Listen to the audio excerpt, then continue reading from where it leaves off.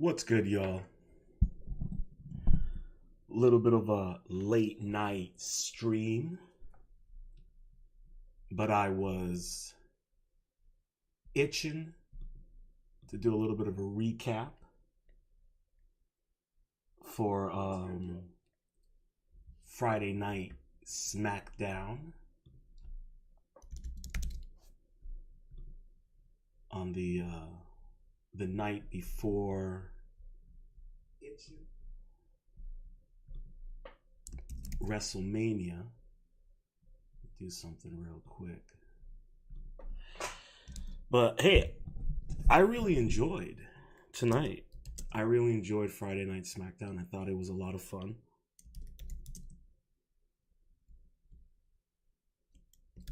And hey, that Royal Rumble was a lot of fun.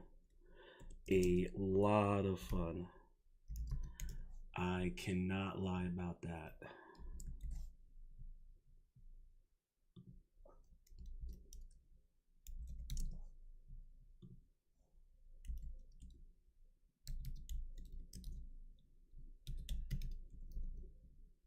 Sorry guys, just want to make sure I get this out real quick in case anyone wants to join in. And then I'll pull up my review. All right, there we go. So, like I said, let me pull it up real quick. Bing, bang, boom. There we go. All right, so tonight was fire. It was really, really good. Let's get into my little thread here. And let's get into it. Seth Rollins spilling the tea and sipping on the truth. Now, if you're new here, please make sure to hit that like button and subscribe. So, I really enjoyed what Seth Rollins did there. I love the outfit. Every single time he comes on, he's always dressing like he's some villain from a 70s or 80s action film or sci-fi film. I love it. Love it when he came in looking like Tron Legacy. Oh my gosh. So I really liked it. I love how he sat down like CM Punk. He has, he really is a visionary, because one thing I like about this guy is, despite his outfits, is that he does bring a very avant-garde, very artistic approach to the way he speaks, carries himself, his character. But even tonight, it was almost like well, yeah, granted it's performance art, but like the way he did it was very performative, in the sense that he was almost serenading the crowd and just being very honest. Like, it's clear that these guys really don't like each other. It's very obvious, because they started getting personal. Very similar to the Charlotte and Tiffy. I mean, that was very funny. But this is the nature of the game, right? I mean, if you're in that ring trading sweat and blows, you're not always gonna like every coworker. I mean, that's something I think we should all kind of accept. And I did hear an interview with McIntyre, and he was talking about how he just straight up does not like CM Punk, but he knows how to use the dislike for one each other in a professional manner. And I have to give it, man. Seth Rollins, he just loves how to say it how it is. And I really enjoyed the way he was calling everybody out.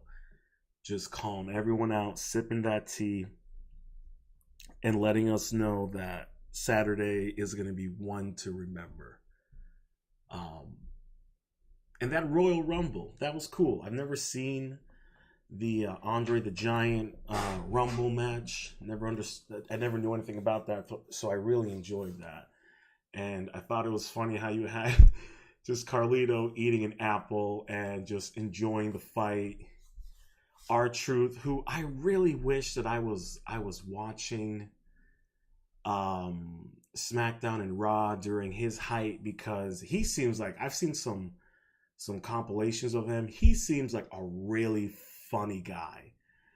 So I thought it was so funny when R-Truth just tossed Carlito out of the ring, took a bite out of his apple and tossed it at him. Really fun. I really thought Rey Fenix was gonna win. I really thought. And then our boy El Grande Americano, our CIA front in the world of international wrestling, came in with a surprise attack. I love it. I've titled it the Luchador Wars. That's what I've been calling it, because I think it's really funny, and I think that's just a perfect title for it. The Luchador Wars. So I really enjoyed it. I love the character of El Grande Americano. I'm pissed that they changed it back to Gulf of Mexico. Leave that shit as Gulf America, baby. America, El Grande Americano. He's from America. And that Gulf is American. Booyakasha. Oh, gosh. Oh, man. And hey, you know what? Carmelo for the win. I'll give it to them. I enjoy Carmelo. He's a cocky son of a gun, but I enjoy his character. I think he's going to do really well. Hold on one second, guys.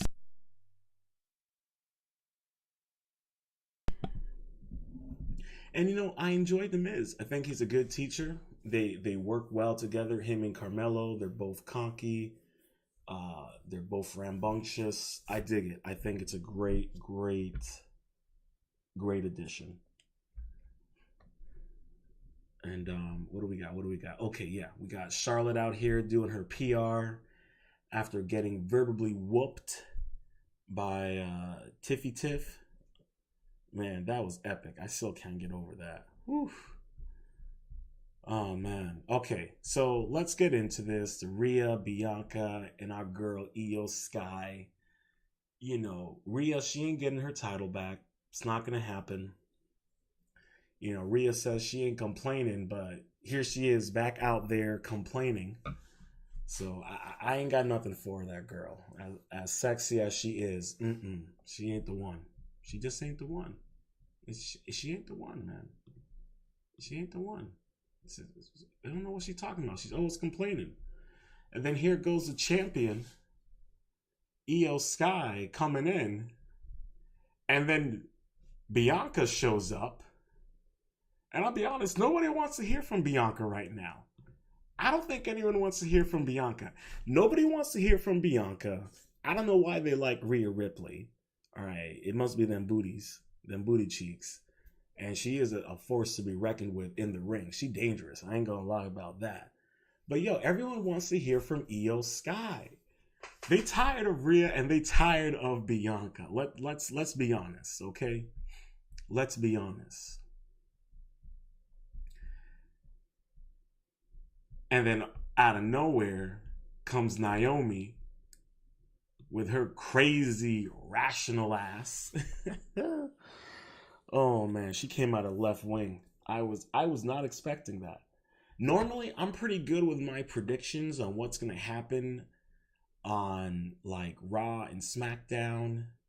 You'll see that in a minute, but I was not expecting Naomi. She was. I know you're getting my messages because it keeps on saying delivered. Oh man, Naomi with her bars, bro. She gonna win. I'm telling you right now, man. She gonna win. She gonna win. She keeps holding back. She's holding back. But the way she came in on them, oh my god! And then, and then the way Io and Rhea are just like hiding in the bushes, like, all right, I ain't getting involved in this. Oh my god! And then F and Naomi comes out of nowhere and knocks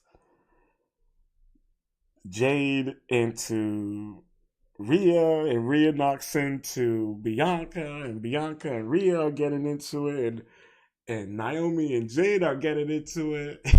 And Io is just standing there looking so perplexed. She was just like, what is going on here? Every time the spotlight's on me, these fucking bitches come in here and just be making a ruckus.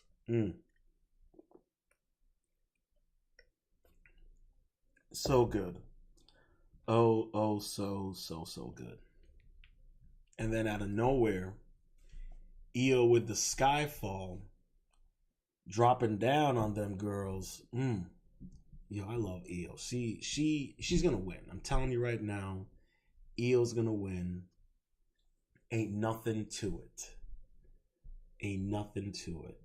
And then we get to the tag team championship with the Street Profits versus Motor City, and that shit was crazy. It got to the point where the crowd was just shook.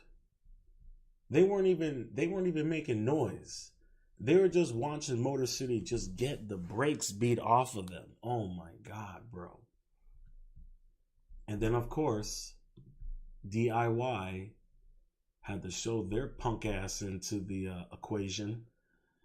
And I saw some people online complaining about why this is not going to be a ladder match. That the ladder match against DIY and Street Profits and Motor City, people were complaining like, why is this not going to be at Mania? And I'm like, one, their story is too damn convoluted, and two,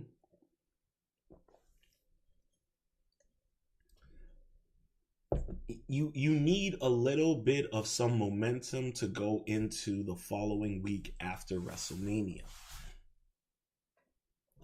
So it would make sense for them to save this ladder match for next week, because it gives people something else to get hyped about after WrestleMania.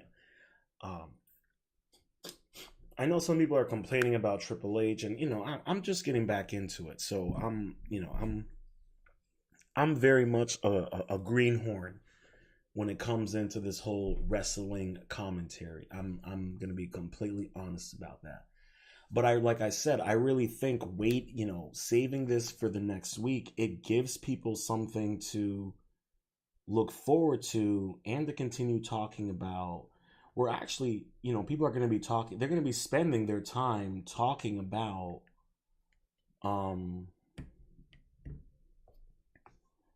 WrestleMania, and then they're going to completely forget about the ladder match. And that's going to be a really pleasant surprise for everybody when they get back into it. So I'm just saying, people, like, people are complaining about these kind of things, and I'm like, just pump the brakes. Let's just see how it all plays out after WrestleMania, because I think depending on who wins throughout WrestleMania will really shape the future stories and what we're going to see coming into this new year, I should say. So I'm looking forward to it. I think people should take a breather. It's so late, and I'm worn. I'm dying. And then we got this Chelsea match. I don't know what it is about Chelsea Green. I think she's hilarious. I love the fact that she's a Canadian pretending to be an American. She's doing a wonderful job at it. And I love how her two secret agents are both foreigners. Oh man, it's wonderful. It's absolutely wonderful. I love it. But I knew she was gonna lose to Vega. This girl came out looking like a fire coochie. I don't know what was on this girl's mind when she came out like that. Good Lord. I don't know. Let me see if I can find it. I want to see if I can find that outfit. Oh, that's it. But she came out looking ridiculous. We got EO. We got Vega looking crazy. I was hoping that we'd find Vega's outfit, but we ain't got it. She came out looking crazy. She had this like flame outfit on, and like I said right up there, I said this girl came out here looking like fire coochie, and then came on there and just laid the law down on Chelsea. I don't know how she pulled that off. This girl Vega is the size of Frodo Baggins, and she just dropped Gandalf the Grey on his ass in that ring. I don't know how she did it, but she did it. She pulled it off. Now, let's get into some of that LA Knight biz. Yo, LA Knight came out with the final word. I'm calling him the hero. LA Knight, the hero. The hero, LA Knight. All right, he came in. He dropped that final word. The match came out blazing. I knew he was going to win. And then I had this speculation right here. I was like, Strowman for the surprise visit. Now, I didn't think Fatu was going to visit. I didn't see what happened earlier when LA Knight beat the brakes off of one of the brothers. I didn't see that one. But I was like, Strowman's going to come in. And boom, Strowman came in, saved the day. LA Knight is the hero we need, right? You can't stop LA Knight. All right, you can't stop him. Oh yeah, and then we had Tiffany, who channeled her inner Karen. Charlotte had her PR. Tiffany had her PR. Ridiculous. But yo, LA Knight's gonna win. I'm telling you. LA Knight's gonna win. Oops, sorry about that. I'm telling you, he's gonna win. LA Knight's gonna win. Yeah, we had that Tiffy PR channeling her inner Karen on Charlotte's ass. All right, that triple match. That was a good match. Honestly, it was a great match. Solid. I don't know. Okay, so I don't know what happened to. So something happened to. Something happened to Rey Mysterio. So I don't know what's going on there. He got carried out, so there's a situation going on there. So, we'll leave that as it is, but we'll see what happens there. But it was a great match overall. Ray Phoenix and Dragon Lee, man, those boys, dangerous. I'm telling you, man, these luchadors, they're taking over. And America Made don't want nothing of it. America Made's like, nah. You ain't invading America. America is invading you.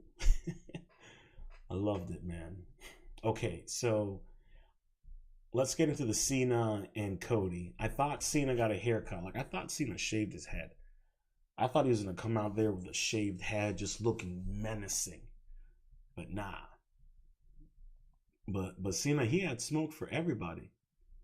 Cena, he was calling everybody out, saying, all you wrestlers, you need this. You need the fans. Even you so-called retired wrestlers. Man, he was popping smoke on everyone. I'm not gonna lie, man. I ain't gonna lie. And then Cody just came in and just smacked him down. That was incredible what Cody said.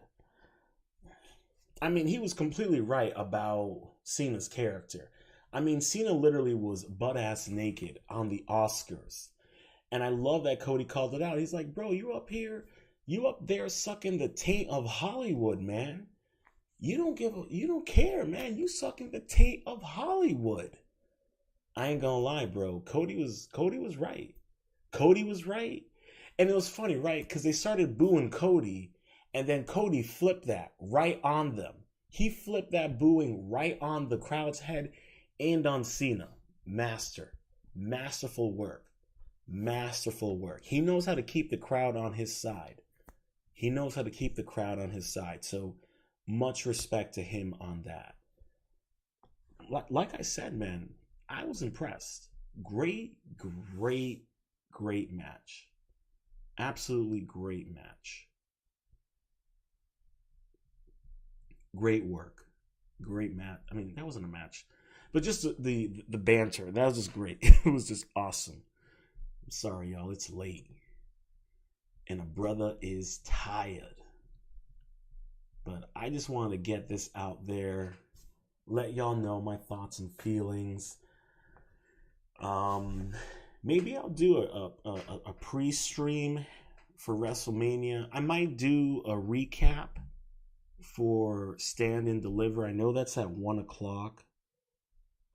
So I might do a recap for that.